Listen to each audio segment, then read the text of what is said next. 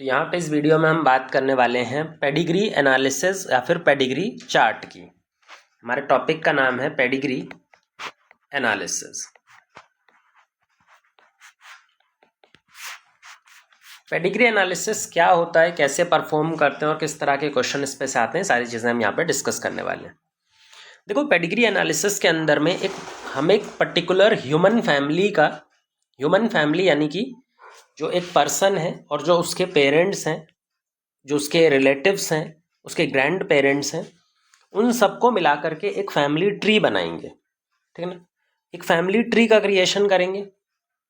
उस family tree के अंदर में हम किसी पर्टिकुलर कैरेक्टर के इनहेरिटेंस को समझने की कोशिश करते हैं कि कोई पर्टिकुलर कैरेक्टर मान लो या कोई पर्टिकुलर डिजीज़ मान लो, जो जेनेटिक डिजीज़ है वो किस तरह से किस पैटर्न में इनहेरिट हो रही है, नेक्स्ट जनरेशन में पास ऑन हो रही है, उसको समझने की कोशिश करते हैं। इसी को बोला जाता है पेडिग्री एनालिसिस। तो पेडिग्री एनालिसिस में हम करते क्या है, हम स्टडी करते हैं inheritance of a particular character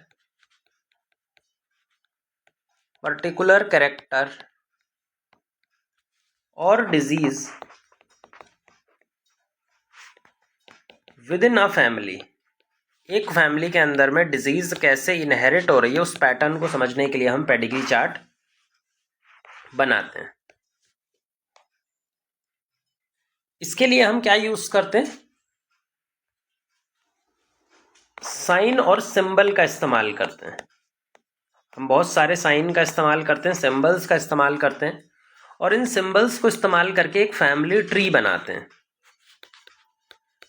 और उस फैमिली ट्री में एक पर्टिकुलर उस डिजीज या फिर कैरेक्टर का इनहेरिटेंस स्टडी कर पाते हैं।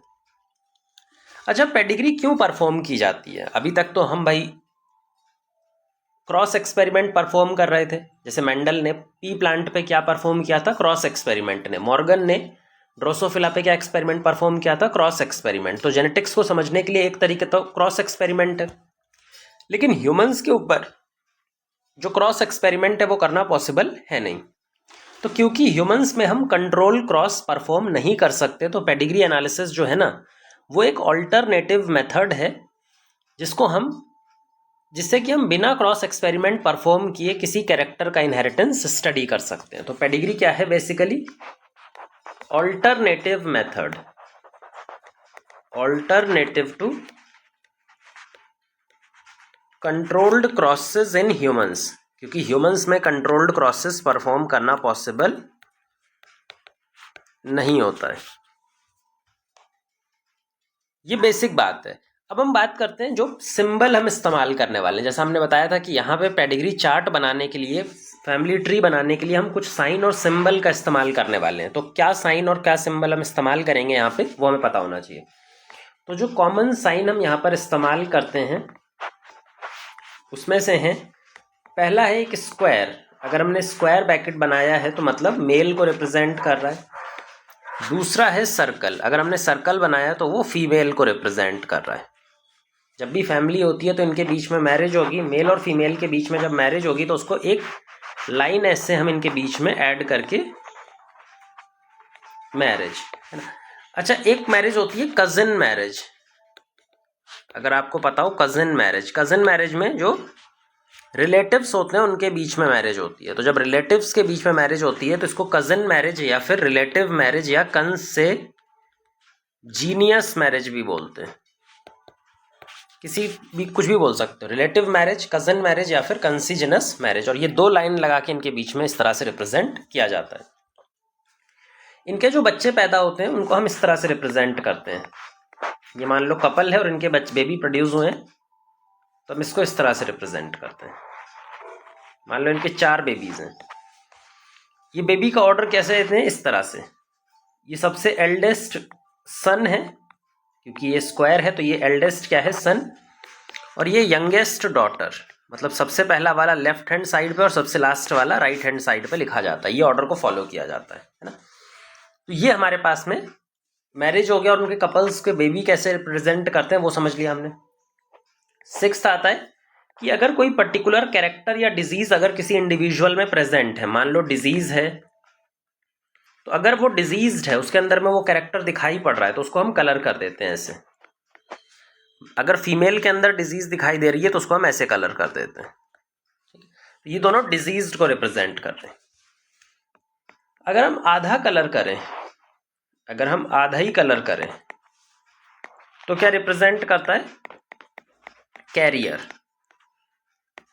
कैरियर, कैरियर का मतलब होता है एक ऐसा इंडिविजुअल जो खुद डिजीज ना हो लेकिन उसके पास में डिजीज करने वाला एलील प्रेजेंट हो। जैसे कि रिसेसिव डिसऑर्डर्स जब हम पढ़ते हैं तो वहां पर कैरियर्स बनते हैं। कैरियर्स का मतलब ही होता है जो खुद तो डिजीज नहीं है लेकिन उसके अंदर में डिजीज करने वाला एलील प्रेजेंट है और वो नेक्स्ट जनरेशन में वो एलील भेज भी सकता है। तो ऐसे इंडिविजुअल कहते हैं कैरियर। ठीक है, इस तरह का जो कैरियर है हम रिप्रेजेंट करते हैं ऑटोसोमल रिसेसिव डिसऑर्डर में। कैरियर सिर्फ और सिर्फ रिसेसिव डिसऑर्डर में बनते हैं। तो जो ऑटोसोमल रिसेसिव होते हैं वो कैरियर कौन से होंगे? Capital A small A, capital A small A. Disease करने वाला एलील स्मॉल ए, लेकिन नॉर्मल एलील जो है कैपिटल ए, ये इसको सप्रेस करके रखा हुआ है। तो ऑटोसोमल रिसेसिव को हम कैरियर को इस तरह से रिप्रेजेंट करते हैं। एक और कैरियर होता है x linked carrier. X linked disease का कैरियर, जो एक्स लिंक्ड डिजीज का कैरियर होता है वो सिर्फ फीमेल हो सकता है और वो ऐसे रिप्रेजेंट करते हैं। ठीक है, ये कैरियर है एक्स लिंक्ड डिजीज का। अब आपको समझना है कि भाई ये दोनों आपको कभी भी पेडिग्री में जब क्वेश्चन आएगा 12th लेवल पे या आपका क्वेश्चन आएगा तो ये आपको नहीं देगा। ओरिजिनल पेडिग्री में हम ऐसा ही करते हैं, कैरियर दिखाते हैं, लेकिन जब आपको क्वेश्चन आएगा नीट में या कहीं पर भी तो इस तरह से वो करके नहीं देगा, क्योंकि अगर ये भी दे दिया तो आप सॉल्व क्या करोगे, है ना। तो कुछ ना कुछ तो आपको सॉल्व करना है ना। तो सॉल्व करने के लिए कभी भी आपको कैरियर्स रिप्रेजेंट करके वो नहीं देगा, वो आपको खुद से निकालना पड़ता है कैरियर कौन है। तो ये आपको मिलेगा कभी भी नहीं, मिलेगा आपको बस इतना ही जितना हमने यहाँ पे लिखा है। बाकी जो कुछ सिंबल हैं, अगर हमने इस तरह से स्टार शेप बना दिया, इसका मतलब कोई ऐसा इंडिविजुअल जिसका हमने सेक्स स्पेसिफाई नहीं किया, जेंडर स्पेसिफाई नहीं किया, स्पेसिफाइड, इसका जेंडर या सेक्स स्पेसिफाई नहीं हुआ है। कई बार क्या करते हैं कि अगर बहुत सारे बच्चे हैं किसी पेरेंट्स के, किसी फैमिली में बहुत सारे बच्चे हैं तो हम, और सारे के सारे अनअफेक्टेड हैं, तो हम हर किसी को अलग अलग लिखने की बजाय, क्योंकि सबकी सेम कंडीशन है, तो ऐसे लिख देते हैं। इसका मतलब होता है 5 अनअफेक्टेड चाइल्ड या अनअफेक्टेड चिल्ड्रन, और जिनका सेक्स हमने स्पेसिफाई नहीं किया है, अलग अलग हमने स्पेसिफाई नहीं किया है, सिर्फ अनअफेक्टेड चिल्ड्रन है, 5 इस तरह से बना देते हैं। ट्विंस की कंडीशन, एक और स्पेसिफिक कंडीशन आती है जिसको बोलते हैं ट्विंस। ट्विंस ऐसे बच्चे होते हैं जो साथ में पैदा होते हैं। अब ट्विंस भी 2 तरह के होते हैं, एक तो डाइजाइगोटिक ट्विन, जो अलग अलग जाइगोट से बने होते हैं, वो एक्चुअल में 2 अलग अलग बच्चे ही होते हैं, उनका आपस में कोई रिलेशन नहीं होता, वो सिर्फ आप साथ में बर्थ लेते हैं। मोनोजाइगोटिक ट्विंस, मोनोजाइगोटिक ट्विंस का मतलब होता है कि एक ही जाइगोट के फ्रेगमेंट हो जाते हैं और 2 जाइगोट में वो कन्वर्ट हो जाता है। जो डाइजाइगोटिक ट्विंस होते हैं ये आपस में सिमिलैरिटी नहीं होती इनके बीच में, ये दोनों बिल्कुल अलग अलग बच्चे होते हैं। जबकि जो मोनोजाइगोटिक ट्विंस होते हैं वो 100% सेम होते हैं। ये कैसे होते हैं? 100% सेम होते हैं। ये सेम नहीं होते, नॉट सेम। अब इनको रिप्रेजेंट कैसे करते हैं वो देख लीजिए। मान लो हमने ऐसे पेरेंट बनाया है, तो अगर हमने इनके बच्चों में मान लो हमने ऐसे बनाया है,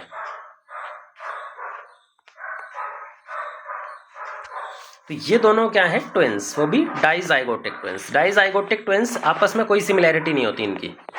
देखो, एक मेल है एक फीमेल, कुछ भी हो सकता है, किसी भी कॉम्बिनेशन में बन सकते हैं। मोनोजाइगोटिक ट्विंस अलग चीज होती है। मोनोडाइगोटिक ट्विंस मान लो वो 100% सेम होते हैं। अगर एक फीमेल है तो दूसरी भी फीमेल होगी, अगर एक मेल है तो दूसरा भी मेल होगा, और उनके बीच में इस तरह से लाइन भी ऐड की जाती है। और मान लो एक नॉर्मल बेबी भी है इनका, ये, तो ये दोनों जो केसेस है ना, ये ट्विंस हैं, मोनोजाइगोटिक ट्विंस। ये भी मोनोजाइगोटिक ट्विंस, ये 100% सेम होते हैं, 100% सेम। तो इस तरह से ये कुछ सिंबल्स हैं जो हम आगे चल के यूज करने वाले हैं। अब बात करते हैं पेडिग्री को सॉल्व कैसे किया जाता है। अगर क्वेश्चन में आ गया तो डिजीज कंडीशन हमें आइडेंटिफाई करनी होती है, तो उस डिजीज को हम कैसे आइडेंटिफाई करेंगे, ठीक है। अब तो पहले हमें ये पता होना चाहिए कि भाई कितने तरह की डिजीज हम पेडिग्री में पढ़ते हैं। तो टोटल 4 टाइप्स की डिजीज हम पेडिग्री में पढ़ने वाले हैं।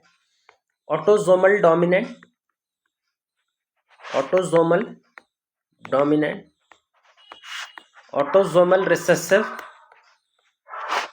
ऑटोसोमल रिसेसिव, उसके बाद X linked dominant, X linked dominant और X linked recessive, X linked recessive. ये 4 इंपॉर्टेंट केस होते हैं। 2 और केस होते हैं जो बहुत ही इजीली पकड़ में आ जाते हैं, तो उनको सॉल्व करने की जरूरत ही नहीं पड़ती।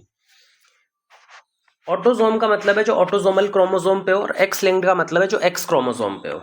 डोमिनेंट रिसेसिव का मतलब आपको पता ही है, अगर वो अपने आप को हर कंडीशन में एक्सप्रेस कर पाता है तो डोमिनेंट, और अगर होमोजाइगस कंडीशन में तो रिसेसिव। ऑटोसोमल डोमिनेंट का मतलब समझ लो, यहां पर 2 एलील्स हैं, कैपिटल ए स्मॉल ए। इसमें से जो डिजीज करने वाला है वो कैपिटल ए है। अगर इसकी वजह से डिजीज हो रही है और इसकी वजह से नॉर्मल कंडीशन आ रही है, तो फिर कंडीशंस क्या बनेंगी, capital A capital A, capital A small A और स्मॉल ए स्मॉल ए। इसमें से जो डिजीज कंडीशन दिखाई देगी वो इन दोनों में दिखाई देगी, क्योंकि डोमिनेंट वाला अपने आप को दोनों में एक्सप्रेस करता है, जबकि ये नॉर्मल रहेगा, ये एक्सप्रेस अपने आप को नहीं कर पाएगा। दूसरा कंडीशन होता है ऑटोसोमल रिसेसिव। यहां पर 2 एलील्स हैं, कैपिटल ए स्मॉल ए, लेकिन अब की बार जो डिजीज करने वाला है वो स्मॉल ए है। कंडीशन क्या बनेगी, capital A capital A, capital A small A small A small A. अब की बार ध्यान से देखना, ये डिजीज होगा, सिर्फ ये डिजीज होगा, ये तो नॉर्मल होगा, ये तो होमोजाइगस है, तो ये डिजीज करेगा, ये नॉर्मल होगा। जो सबसे इंपॉर्टेंट है वो इस कैपिटल ए स्मॉल ए, ये हेट्रोजाइगस है, ये कैरियर होगा। इसके अंदर में डिजीज नहीं होती है, जो कैरियर होते हैं वो खुद डिजीज नहीं होते हैं, नॉट डिजीज्ड। लेकिन इसके पास खुद डिजीज इसलिए नहीं है क्योंकि इसके पास एक नॉर्मल डोमिनेंट एलील है जो डिजीज वाले रिसेसिव एलील को सप्रेस कर दे रहा है। पर क्या इसके पास डिजीज वाला एलील है? हाँ, तो आगे जनरेशन में तो ये इसको भेज सकता है ना, अपने बच्चे में तो ये भेज सकता है। इसका मतलब ये जो इंडिविजुअल है ये कैरियर की तरह काम करेगा। ये किसकी तरह काम करने वाला है आगे चल के? कैरियर की तरह काम करता है। कैरियर मतलब जिसमें छुपा हुआ डिजीज कॉजिंग एलील हो। जो डिजीज कॉजिंग एलील है वो यहां पे कैसा होता है? Hidden disease causing allele. तो यहां पे डिजीज कॉजिंग एलील किस फॉर्म में रहेगा बेटा? हिडन फॉर्म में रहेगा। और ये रिसेसिव केस में ही बनता है जो कैरियर यहां पे बनता है। कैरियर सिर्फ रिसेसिव डिजीज में ही बनता है। अब चलते हैं नेक्स्ट केस पे, एक्स लिंक्ड डोमिनेंट। अब एक्स लिंक्ड का केस अलग हो जाता है भाई। एक्स लिंक्ड के साथ में मेल के अंदर में एक ही एक्स की कॉपी होती है, लेकिन फीमेल के अंदर में 2 एक्स की कॉपी होती है। तो मेल और फीमेल में इनका एक्सप्रेशन ना, एक्स लिंक्ड डिजीज का एक्सप्रेशन मेल और फीमेल में अलग अलग दिखाई पड़ता है। अगर आपको मेल और फीमेल अलग अलग एक्सप्रेशन होते हुए दिखाई पड़ रहे हो तो वो सिंपल सा मतलब होता है कि वो एक्स लिंक्ड डिजीज है। लेकिन एक्स लिंक्ड डोमिनेंट है या एक्स लिंक्ड रिसेसिव है, ये हमें चेक करना पड़ेगा। देखो, एक्स लिंक्ड डोमिनेंट का सिंपल सा मतलब होता है कि यहां पर 2 एलील हैं, एक्स और एक्स। ये जो एक्स डिजीज वाला है, ये जो एक्स डिजीज वाला है, ये क्या है यहाँ पे? डोमिनेंट। और जो नॉर्मल वाला है वो रिसेसिव। ये नॉर्मल वाला है और ये डिजीज वाला है, ये डिजीज वाला है, ठीक है। अब इसमें कंडीशन क्या बनेगी? देखो, पहले मेल की कंडीशन देख लेते हैं। मेल में तो 2 ही कंडीशन बन सकती है, या तो ये वाली और या फिर ये वाली। या तो ये बनेगी या तो ये बनेगी। पहला वाला डिजीज्ड दिखाई पड़ेगा। ये कैसा दिखाई पड़ेगा? डिजीज्ड। और ये दूसरा वाला नॉर्मल दिखाई पड़ेगा, इसमें डिजीज नहीं हो सकती। मेल कभी भी कैरियर नहीं हो सकता एक्स लिंक्ड डिजीज के लिए, चाहे, क्योंकि डोमिनेंट और रिसेसिव दोनों में कभी भी कैरियर हो ही नहीं सकता, क्योंकि ये हेमीजाइगस होता है। इसके पास एक ही कॉपी होती है एक्स की। तो या तो ये एक कॉपी नॉर्मल होगी, एक कॉपी डिजीज वाली होगी। अच्छा, अगर फीमेल में देखें तो कंडीशन थोड़ी सी चेंज होती है। फीमेल में 3 पॉसिबिलिटी होती हैं, दोनों डिजीज वाली, होमोजाइगस, एक डिजीज वाला एक नॉर्मल, और तीसरा दोनों नॉर्मल। ये दोनों जो हैं वो डिजीज दिखाई पड़ेंगे, क्योंकि डिजीज वाला जो एलील है वो डोमिनेंट है, तो ये दोनों डिजीज होंगे और ये नॉर्मल होगा। यहाँ पर फीमेल भी कैरियर नहीं बनेगी। लास्ट आते हैं एक्स लिंक्ड रिसेसिव में। अब ये जो एक्स लिंक्ड रिसेसिव कंडीशन है, इसको समझना थोड़ा सा इंपॉर्टेंट है। यहाँ पे कैरियर बनता है। फिर से हम मेल, पहले तो डिजीज वाला जो एलील है, अब की बार ये डिजीज वाला एलील है, ये रिसेसिव है, और जो नॉर्मल एलील है वो डोमिनेंट है अब की बार। देखो मेल की कंडीशन देखते हैं वापस से। मेल तो दो ही तरह का हो सकता है, या तो ऐसा या तो ऐसा, जिसमें ये नॉर्मल रहेगा और ये वाला डिजीज्ड रहेगा। ये कैसा रहेगा? डिजीज्ड, और ये वाला कैसा रहेगा? नॉर्मल। तो ये कंडीशन रहती है अगर हम फीमेल की बात करें। अब अगर हम यहाँ पे फीमेल की बात करें, तो जब हम फीमेल की बात करेंगे तो फीमेल में तीन पॉसिबिलिटी हैं, दोनों डोमिनेंट वाले, एक डोमिनेंट वाला, एक डिजीज कॉजिंग रिसेसिव वाला, और दोनों रिसेसिव वाले। देखो ये नॉर्मल बनेगा, ये तो डिजीज्ड फीमेल बनेगी, लेकिन ये जो बनेगी ये कैरियर बनने वाली है। ये कैसी बनेगी? कैरियर, यानी कि हेट्रोजाइगस।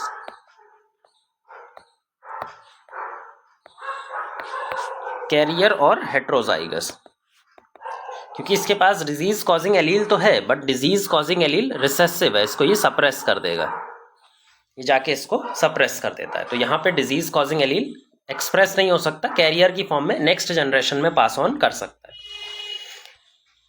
तो रिसेसिव डिजीज में ध्यान से देखो तो कैरियर बनते हैं, यहाँ पे हिडन फॉर्म में डिजीज कॉजिंग एलील छुपा हुआ रह सकता है और अचानक से नई जनरेशन में पहुंच जाएगा। इसको हम जनरेशन स्किप अभी आगे करके पढ़ने वाले हैं। ये कुछ इनहेरिटेंस पैटर्न हो गए जो चारों डिजीज के हमने पढ़ लिए। हमने यहाँ का एक ये पढ़ लिया, दूसरा ये वाला, तीसरा ये वाला, और चौथा ये वाला। ये वाले हमने सारे स्टडी कर लिए। अब इसको स्टडी करने के बाद में अब हम आगे चलते हैं कि पेडिग्री को सॉल्व करते हैं हम, कितने स्टेप्स में पेडिग्री को हम आगे चल के सॉल्व करने वाले हैं। तो यहाँ पे हमें पेडिग्री को सॉल्व करने आना चाहिए। Steps to solve. तो किसी भी पेडिग्री को सॉल्व करने का जो सबसे पहला स्टेप होता है वो होता है उसमें डोमिनेंस या फिर रिसेसिव कंडीशन को पहचानना। तो जो पहला स्टेप होता है, फर्स्ट स्टेप, वो हमेशा हम क्या करते हैं कि हम ये पहचानते हैं कि जो डिजीज है वो डोमिनेंट है या फिर रिसेसिव है। तो पहला हम ये पहचानेंगे कि भाई डिजीज जो हम बात कर रहे हैं वो डोमिनेंट डिजीज है या फिर रिसेसिव डिजीज है। अब इसको हम पहचानते कैसे? एक्चुअल में हम डोमिनेंट डिजीज या फिर डोमिनेंट कैरेक्टर को स्टैब्लिश करते हैं, क्या वो डोमिनेंट है या फिर नहीं है। इसके लिए एक बहुत ही यूनिक मेथड इस्तेमाल किया जाता है, जनरेशन स्किप। जनरेशन स्किप जो कि बेस्ड है रिसेसिव एलील के अपने आप को छुपाने की कैपेबिलिटी पे। जो रिसेसिव एलील होता है ना, वो कभी भी अपने आप को डोमिनेंट एलील के प्रेजेंस में एक्सप्रेस नहीं कर सकता, तो उसी को बोलते हैं जनरेशन स्किप। देखो जनरेशन स्किप कैसे होगा ये समझो। मान लो यहाँ पे एक पेरेंट है, फादर और इधर मदर, इनके कुछ बच्चों में डिजीज जा रही है, किसी भी बच्चे में मान लो इसमें डिजीज पहुंच गई।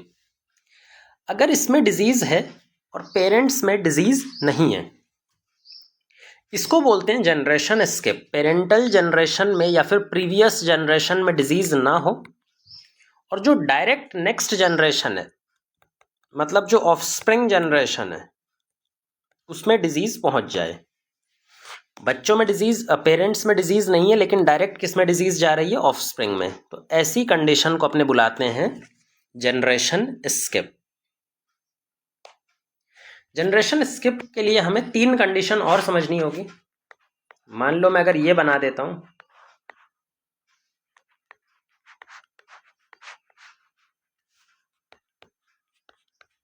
या कोई भी मेल फीमेल कुछ भी रख सकते हैं, एक पेरेंट अफेक्ट है लेकिन बच्चा अफेक्ट नहीं है। दूसरी कंडीशन है कि पेरेंट्स भी अफेक्टेड नहीं है, बच्चे भी अफेक्टेड नहीं है, और पेरेंट्स अफेक्टेड नहीं है, बच्चा अफेक्टेड नहीं है।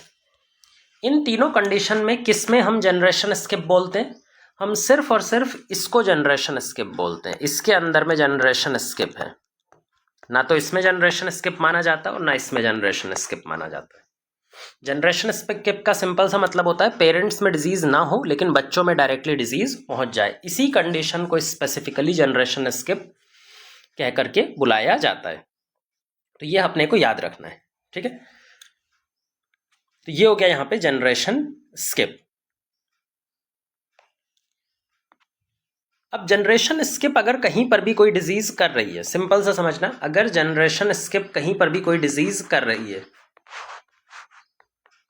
इसका सिंपल सा मतलब होता है कि वो डोमिनेंट नहीं हो सकती। वो डोमिनेंट नहीं हो सकती क्योंकि वो पेरेंट्स में किस कंडीशन में? हिडन फॉर्म में। पेरेंट्स में वो डिजीज कैसी है? हिडन कंडीशन में है। और अगर वो पेरेंट्स में हिडन है और बच्चों में अपने आप को एक्सप्रेस कर रही है, ऑफस्प्रिंग में अपने आप को क्या कर रही है? एक्सप्रेस कर रही है, तो ऐसी कंडीशन को बोलते हैं जनरेशन स्किप। जनरेशन स्किप तभी दिखाई पड़ सकता है जबकि हमारे पास में दोनों के दोनों कैरियर हों, दोनों पेरेंट्स कैसे हों? कैरियर, यानी कि जो डिजीज कॉजिंग रिसेसिव एलील है वो प्रेजेंट तो है दोनों में, लेकिन वो डोमिनेंट नॉर्मल एलील के प्रेजेंस में अपने आप को एक्सप्रेस नहीं कर पा रहा।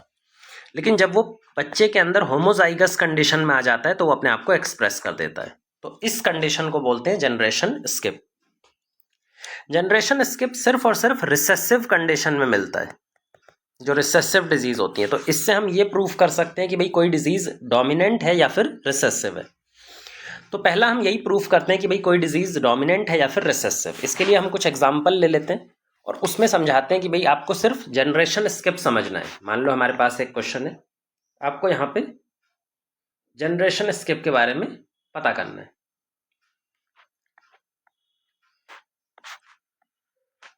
है ना। मान लो ये है,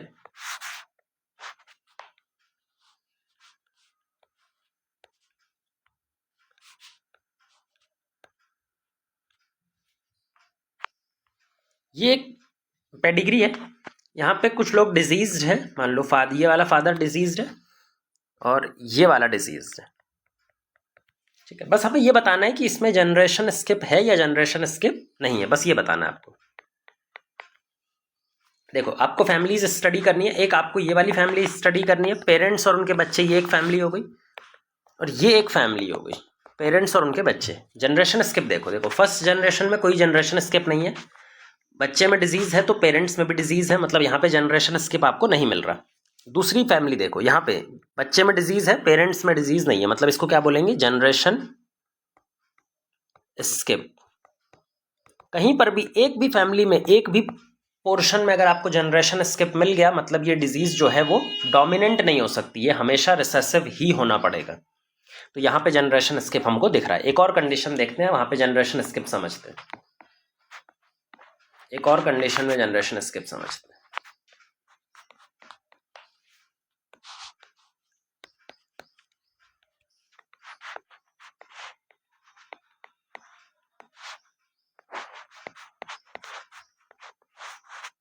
ठीक है, ये एक कंडीशन है, ये एक पेडिग्री है। यहाँ पे कई सारी जनरेशन है, जनरेशन 1 है, जनरेशन 2 है, जनरेशन 3 है, जनरेशन 4 है और 5 भी है। बहुत बड़ा पेडिग्री दिया हुआ है। यहाँ पे हमें कुछ लोग डिजीज दिए हुए हैं, मान लो ये डिजीज है, ये डिजीज है, ये डिजीज है, और यहाँ पे मान लो ये डिजीज है ना। अब इसमें समझना है कि जनरेशन स्किप है या फिर नहीं, है ना। देखो, जनरेशन स्किप हमें पेरेंट्स और बच्चों के बीच में देखना होता है। तो मतलब जो अलग अलग फैमिलीज है ना, उनको अलग अलग स्टडी करना पड़ेगा। इसको हमें अलग स्टडी करना पड़ेगी। ये एक फैमिली है, पेरेंट्स और बच्चे, ये एक फैमिली है, पेरेंट्स और बच्चे, ये एक फैमिली है, पेरेंट्स और बच्चे, ये एक फैमिली है, पेरेंट्स और बच्चे, ये एक फैमिली है, इसके पेरेंट्स और इसके बच्चे, ये एक फैमिली है, इसके पेरेंट्स और इसके बच्चे। तो यहाँ पे बहुत सारी फैमिलीज हैं और हर फैमिली को हमें अलग अलग जनरेशन स्किप के लिए स्टडी करना है, ठीक है। देखो, इसमें इस वाली फैमिली में बच्चे में डिजीज है, पेरेंट्स में भी है, कोई दिक्कत नहीं है, बच्चे में डिजीज है, पेरेंट्स में भी है, कोई दिक्कत नहीं है, पेरेंट्स में है, बच्चे में है, कोई दिक्कत नहीं है, इसको भी जनरेशन स्किप नहीं बोलते।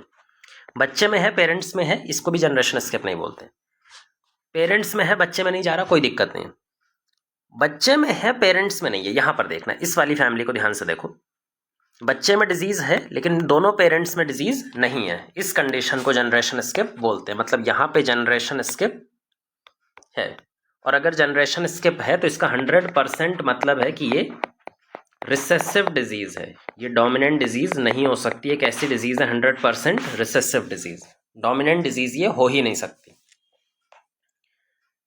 तो ये जनरेशन स्किप पकड़ने का तरीका है। भाई जनरेशन स्किप पकड़ने के लिए हमें हर फैमिली को इंडिविजुअल देखना पड़ता है। ठीक है, एक छोटा सा फैमिली और बना देते हैं ताकि और क्लियर हो जाएगा। अब की बार हम इसको एक्सपेंड कर देते हैं थोड़ा सा।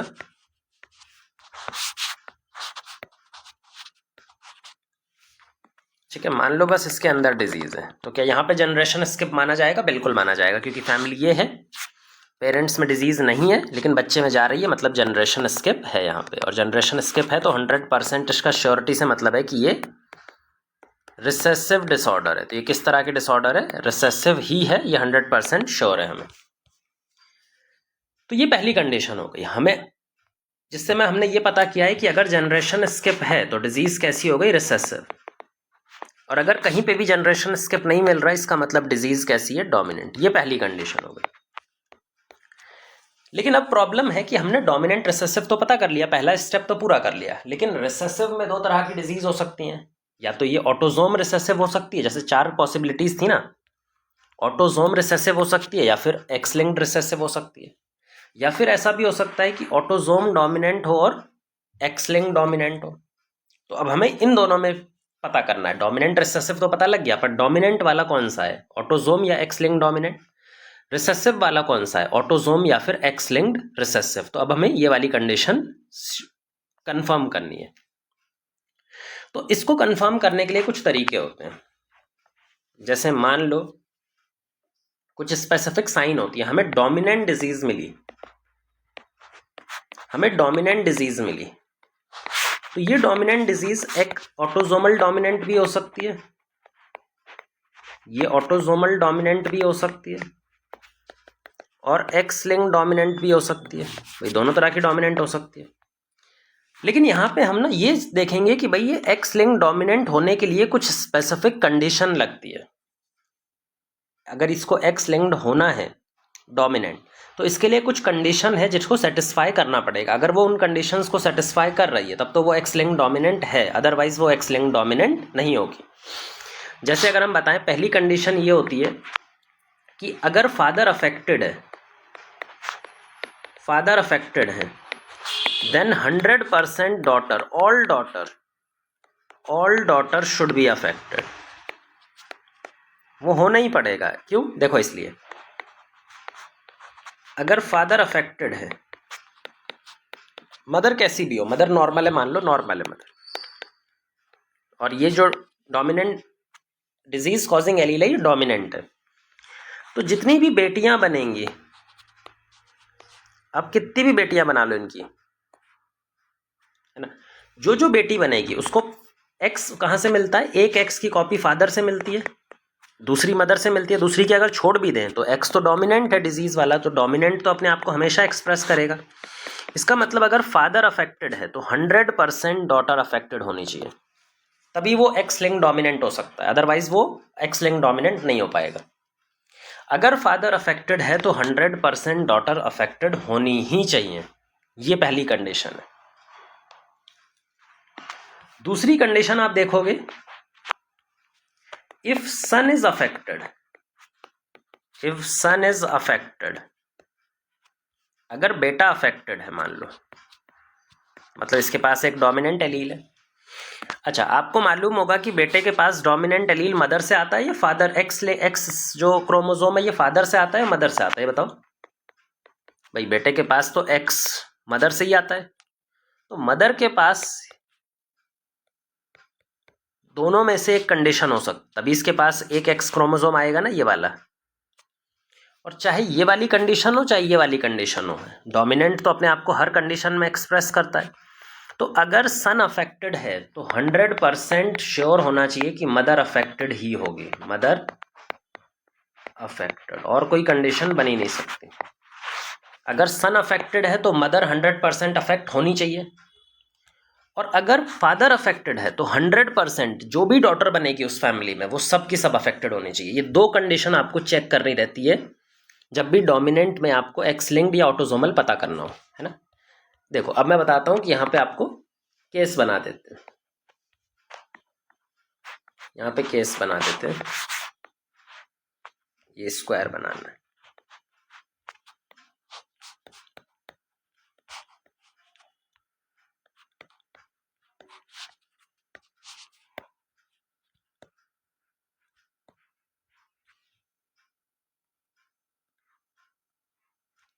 ठीक है, ये हो गया, ये अफेक्टेड है, ये अफेक्टेड है, ये अफेक्टेड है। मान लो कि ये अफेक्टेड है, ठीक है, इस तरह की कंडीशन है। तो पहले तो ये देखो यहाँ पे कोई जनरेशन स्किप नहीं हो रहा, ये इस जनरेशन में भी जा रहा है, इस जनरेशन में भी पेरेंट्स से जा रहा है, इस जनरेशन में भी है, मतलब कहीं पे जनरेशन स्किप तो आपको दिख नहीं रहा है। अगर जनरेशन स्किप नहीं है मतलब ये डोमिनेंट डिजीज है, सिंपल। अब डोमिनेंट में एक्स लिंक्ड है या नहीं, बस यही पता करना रहता है। तो देखो हमें फादर और डॉटर का कॉम्बिनेशन, एक्स लिंक्ड को पता करने के लिए ना हमेशा फादर और डॉटर का कॉम्बिनेशन देखना होता है, और मदर और सन का क्रॉस एग्जामिनेशन करना होता है। हमने बोला था अगर फादर अफेक्टेड होगा तो सारी बेटियां अफेक्टेड होनी चाहिए। यहाँ पे देखो फादर अफेक्टेड है, इसकी एक बेटी है, एक अफेक्टेड है, मतलब यहाँ तो कुछ पता नहीं लग रहा। मदर अफेक्टेड है, इससे तो कुछ पता लगता नहीं, यहाँ पे बेटी है। मदर और डॉटर का कोई कनेक्शन नहीं होता, फादर और डॉटर और मदर और सन का कनेक्शन होता है, तो यहाँ पे तो कुछ पता नहीं लगेगा। फिर देखते हैं यहाँ पे, देखो फादर अफेक्टेड है, अगर फादर अफेक्टेड है तो अब डॉटर को चेक करो, सारी डॉटर अफेक्टेड होनी चाहिए थी, क्या सारी डॉटर अफेक्टेड है? नहीं, इसका मतलब ये एक्स लिंक डोमिनेंट नहीं हो सकता। अगर ये एक्स लिंक डोमिनेंट नहीं है तो ये कौन सा हो गया? Autosomal dominant. तो सिंपल सा हो गया, ये ऑटोसोमल क्या? डोमिनेंट हो गया। तो ये हो गया अपना ये वाली कंडीशन। एक और कंडीशन समझते हैं, एक और कंडीशन समझते हैं।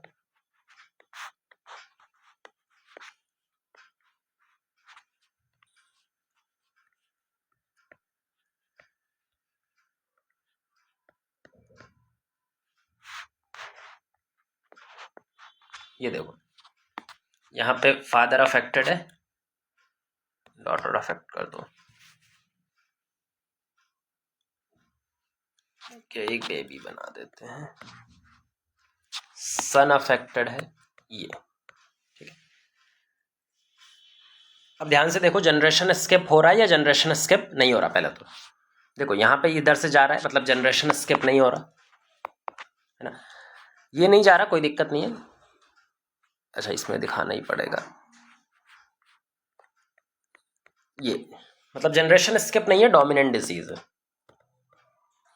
जनरेशन स्किप नहीं है, डोमिनेंट डिजीज है। अब एक्स लिंक डोमिनेंट हो सकता है क्या? देखो फादर और डॉटर को देखो, फादर और डॉटर, फादर अफेक्टेड है, डॉटर अफेक्टेड है, बिल्कुल सही है, ये होना चाहिए। फिर यहाँ पे मदर अफेक्टेड है, सन को देखते हैं, इसमें कोई सन है ही नहीं, तो यहाँ से कोई इन्फॉर्मेशन नहीं मिलेगी, मदर और डॉटर का कोई इन्फॉर्मेशन नहीं होता।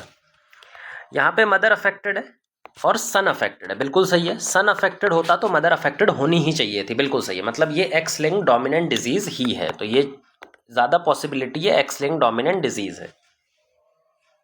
यहाँ पे अगर जीनोटाइप लिखने जाओगे तो कुछ ऐसा हो जाएगा, फादर अफेक्टेड है, मदर नॉर्मल है, ये नॉर्मल है, ये भी नॉर्मल है, ये भी नॉर्मल है, ये अफेक्टेड है, मतलब ये इस तरह की होगी क्योंकि एक फादर से मिला है और एक मदर से नॉर्मल वाला मिला है, तो ये है इस तरह की हेट्रोजाइगस अफेक्टेड है। ये नॉर्मल है, ये अफेक्टेड है, हाँ यहाँ से इसको एक ये वाला मिला और एक नॉर्मल, ठीक है, ये नॉर्मल है और ये अफेक्टेड है, मतलब ये पहले वाला रहेगा। ये तो हमने इस तरह से जीनोटाइप भी लिख लिया, तो आपको जीनोटाइप लिखते भी आना चाहिए, ठीक है। तो यहाँ पे हमने जीनोटाइप इसका लिख दिया। अब बात करते हैं रिसेसिव वाले के लिए। भाई ये तो अभी तक हमने डोमिनेंट वाले की बात की, अब हम चलते हैं रिसेसिव वाले पे। अब रिसेसिव वाले पे सिंपल सा मतलब होता है कि अगर जनरेशन स्किप हो रही है, तो पहले तो हम डोमिनेंट और रिसेसिव को पता करते हैं। अगर जनरेशन स्किप कहीं पर हो रही है तो इसका मतलब वो डोमिनेंट तो हो नहीं सकती, और डोमिनेंट नहीं होगी तो क्या बचा, रिसेसिव। तो इसका मतलब वो जो डिजीज है वो रिसेसिव है। जैसे अगर मान लो यहाँ पे कंडीशन है,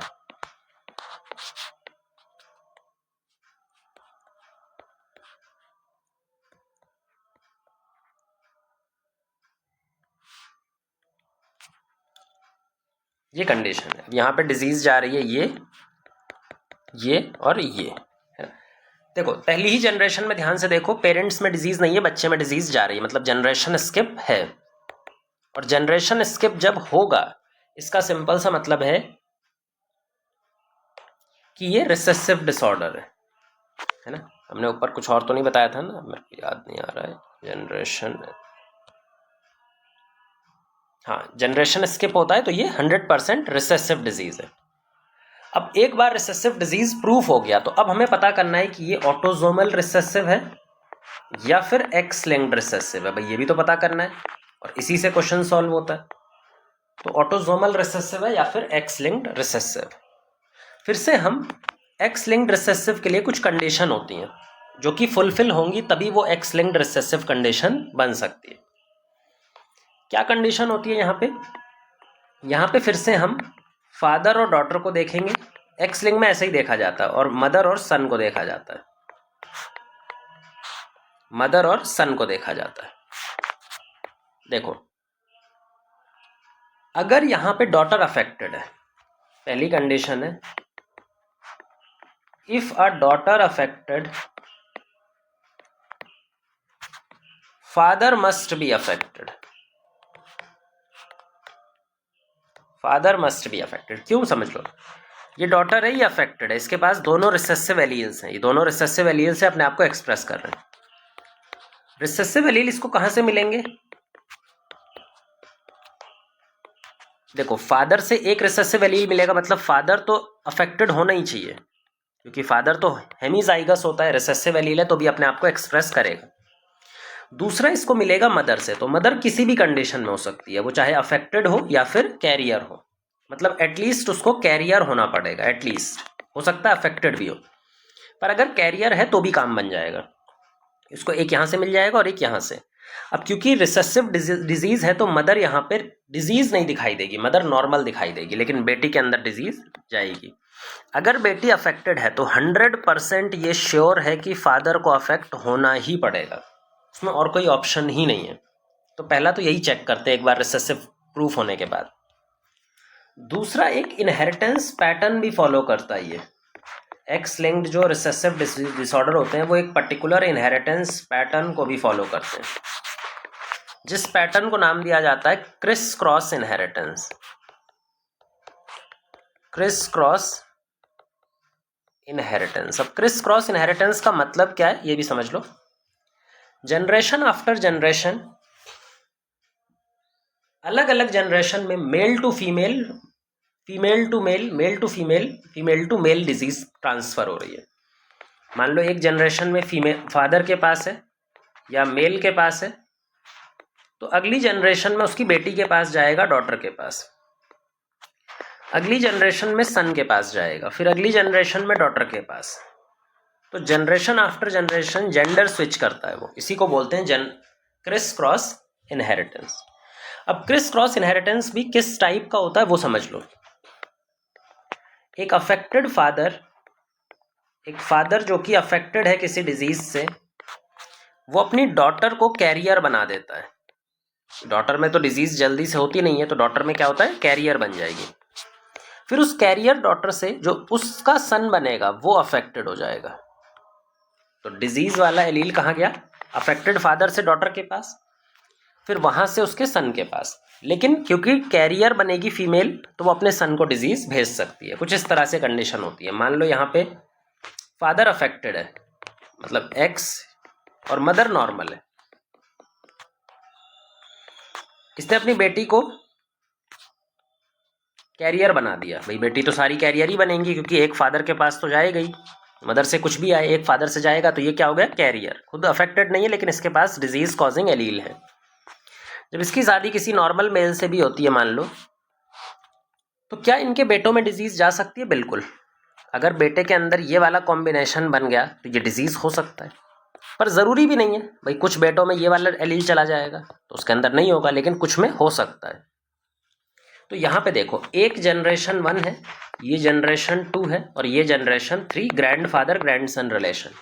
इसने अपनी डॉटर को कैरियर बना दिया, और इस डॉटर के कैरियर होने से इसका जो ग्रैंड सन था वो अफेक्टेड हो गया। तो ये जो डिजीज है वो डायरेक्टली एक्सप्रेशन में कहाँ से मूव कर रही है? ग्रैंड फादर से डायरेक्टली एक्सप्रेशन के लिए ग्रैंड सन में मूव कर रही है। इसी को बोलते हैं क्रिस क्रॉस इनहेरिटेंस।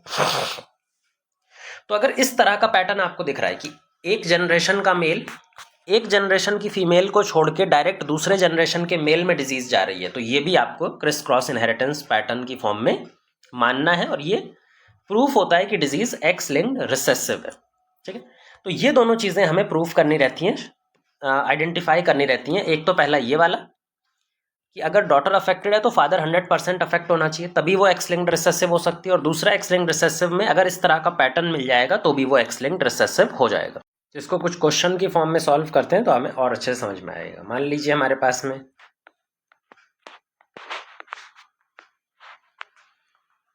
ये एक पेडिग्री दिया हुआ है।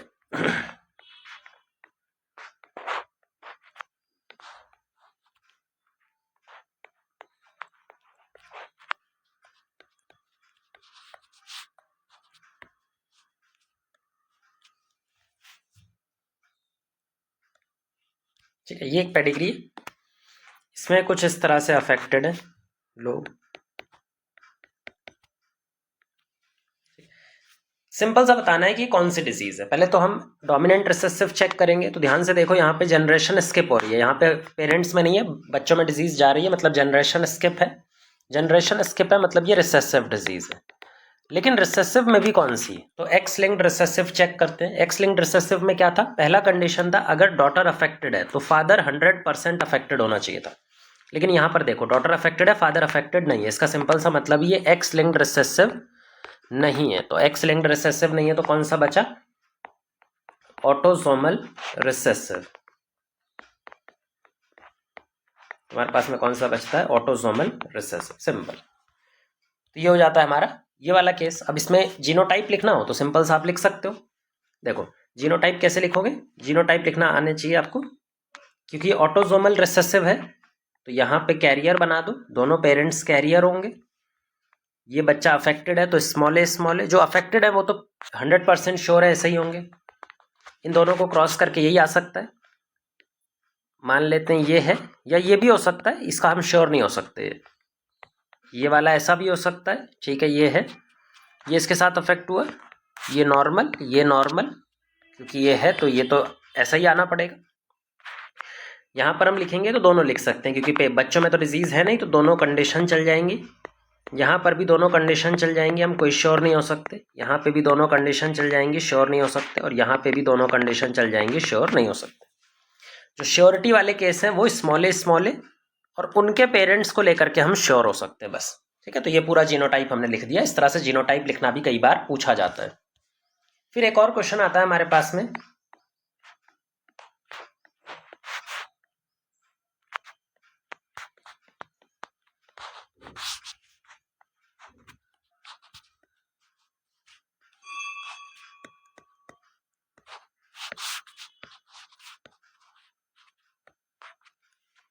ठीक है, मान लो ये क्वेश्चन है, ये अफेक्टेड है, फादर भी अफेक्टेड बना देते हैं यहाँ पे। डॉटर अफेक्टेड है, सन अफेक्टेड है, और फादर अफेक्टेड है ये। अब देखो, इस केस में फिर से हमें वही चेक करना है कि भाई पहले तो देखो कहीं जनरेशन स्किप हो रही है। अच्छा, जनरेशन स्किप दिखाना पड़ेगा हमें, तो यहाँ पे जनरेशन स्किप बना लेते हैं। ये बना लिया, एक और बना लेते हैं जनरेशन स्किप का।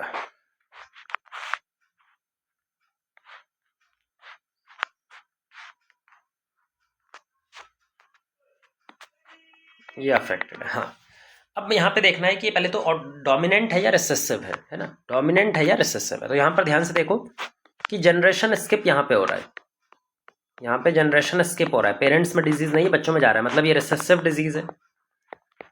लेकिन जो रिसेसिव डिजीज है उसमें भी ये ऑटोजोम डोमिनेंट ऑटोजोमल रिसेसिव है या एक्स लिंक्ड रिसेसिव है। तो एक्स लिंक्ड रिसेसिव चेक करते हैं। देखो, अगर डॉटर अफेक्ट है तो फादर अफेक्ट होना चाहिए था, बिल्कुल है यहाँ पे। और मदर अफेक्ट है सन, ठीक है, हो सकता है सन अफेक्टेड होता है तो मदर को अफेक्ट होना, मदर अफेक्ट ठीक है, कोई दिक्कत नहीं है इसमें, यहाँ भी कोई प्रॉब्लम नहीं है। सन फादर अफेक्टेड है तो सारी की सारी डॉटर अफेक्ट होनी चाहिए। तो देखो यहाँ पे भी सारी की सारी डॉटर अफेक्टेड है, ठीक है, मतलब ये एक्स लिंक्ड रिसेसिव जा रहा है। अच्छा, एक और चीज समझना है आपने, एक और चीज समझना है यहाँ पे, ठीक है, ये यहाँ पे यही हो रहा है, फादर अफेक्टेड है तो 100% डॉटर अफेक्टेड है, तो ये हमारा एक्स लिंक्ड रिसेसिव हो जाएगा, एक्स लिंक्ड रिसेसिव। उसको पुट कर दो, यहाँ पे ये वाला आएगा, मदर कैरियर होना चाहिए, तो ये हमारे पास में बेटी ऐसे अफेक्टेड हो जाएगी। ये नॉर्मल है, ये सन कैसा है, अफेक्टेड, ये भी अफेक्टेड, ये अफेक्टेड है तो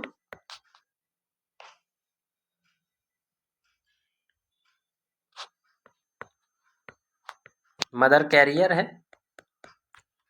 ठीक है, हाँ हो सकता है, कोई दिक्कत नहीं है। तो सबके जीनोटाइप भी हमने लिख दिया। तो जीनोटाइप भी कई बार पूछ लेता है कि भाई इसका जीनोटाइप क्या पॉसिबिलिटी है, इसका क्या पॉसिबिलिटी है, तो ये भी क्वेश्चन आपको करते इस तरह से आना चाहिए।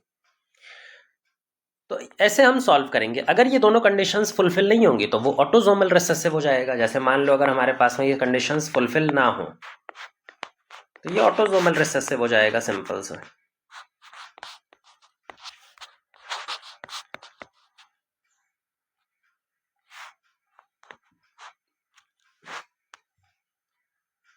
ये वाली कंडीशन है मान लो, और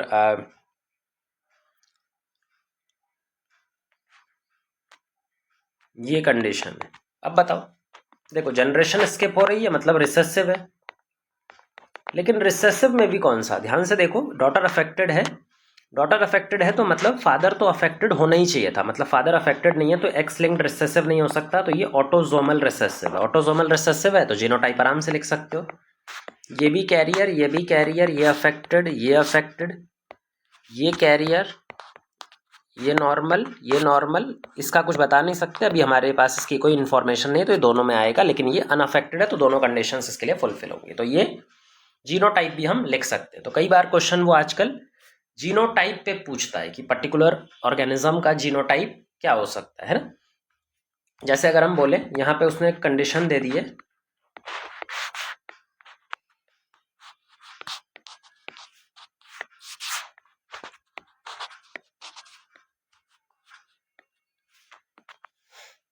यहाँ पे उसने एक कंडीशन दे दी है जिसमें इसको अफेक्ट कर दिया है और इसको अफेक्ट कर दिया, ठीक है। सिंपल सा बस डिजीज का नाम बताना है। देखो यहाँ पे सिंपल सा जनरेशन स्किप हो रही है मतलब रिसेसिव है, मतलब इस पे बताना है इन दोनों का जीनोटाइप, जो पेरेंट्स हैं इन दोनों का जीनोटाइप बताना है बस आपको क्वेश्चन में। अब रिसेसिव में भी कौन सा है, ऑटोजोमल रिसेसिव। कितना कैसे हम श्योर हो सकते हैं, क्योंकि अगर डॉटर अफेक्ट थी तो फादर को अफेक्ट होना चाहिए था, तभी वो एक्स लिंक्ड रिसेसिव बनता, लेकिन यहाँ पे ऐसा नहीं है, तो ये ऑटोजोमल रिसेसिव, ऑटोजोमल रिसेसिव है तो जो अफेक्टेड है उनका तो श्योरिटी के साथ ये होगा, दोनों कैरियर्स होंगे ये, तभी इनके पास एक एक ए दे सकते हैं, तो ये दोनों कैसे होंगे, कैरियर। तो ये वाले क्वेश्चन भी आजकल जीनोटाइप बेस्ड आते हैं।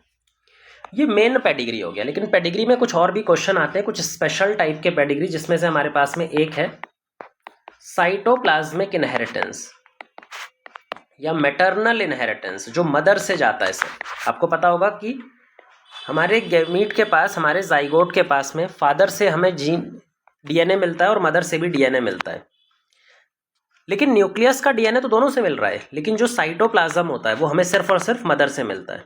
अब साइटोप्लाज्म में कुछ डीएनए होता है, जैसे माइटोकॉन्ड्रिया का डीएनए, क्लोरोप्लास्ट का डीएनए, तो ये डीएनए हमें कहाँ से मिलते हैं, 100% मदर से मिलते हैं। तो अगर इन डीएनए के अंदर कोई डिजीज है, माइटोकॉन्ड्रिया डीएनए के अंदर कोई डिजीज है, क्लोरोप्लास्ट डीएनए के अंदर कोई डिजीज है, तो वो कहाँ से पहुंचेगा, only and only through mother.